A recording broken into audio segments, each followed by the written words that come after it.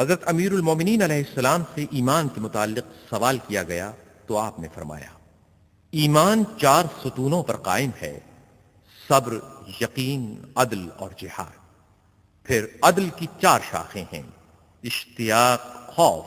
دنیا سے بے اعتنائی اور انتظار۔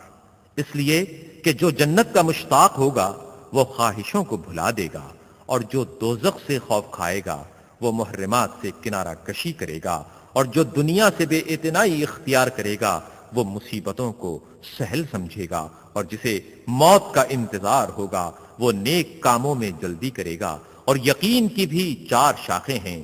روشن نگاہی، حقیقت رسی، عبرت اندوزی اور اگلوں کا طور طریقہ۔ چنانچہ جو دانش و آگاہی حاصل کرے گا اس کے سامنے علم و عقل کی راہیں واضح ہو جائیں گی، اور جس کے لیے علم و عمل آشکار ہو جائے گا وہ عبرت سے آشنا ہوگا، اور جو عبرت سے آشنا ہوگا وہ ایسا ہے جیسے وہ پہلے لوگوں میں موجود رہا ہو۔ اور عدل کی بھی 4 شاخیں ہیں: تہوں تک پہنچنے والی فکر اور علمی گہرائی اور فیصلے کی خوبی اور عقل کی پائیداری۔ چنانچہ جس نے غور و فکر کیا وہ علم کی گہرائیوں سے آشنا ہوا، اور جو علم کی گہرائیوں میں اترا وہ فیصلے کے سرچشموں سے سیراب ہو کر پلٹا، اور جس نے علم و بردباری اختیار کی اس نے اپنے معاملات میں کوئی کمی نہیں کی، اور لوگوں میں نیک نام رہ کر زندگی بسر کی۔ اور جہاد کی بھی 4 شاخیں ہیں: امر بالمعروف، نہی عن المنکر، تمام موقعوں پر راست گفتاری اور بد کرداروں سے نفرت۔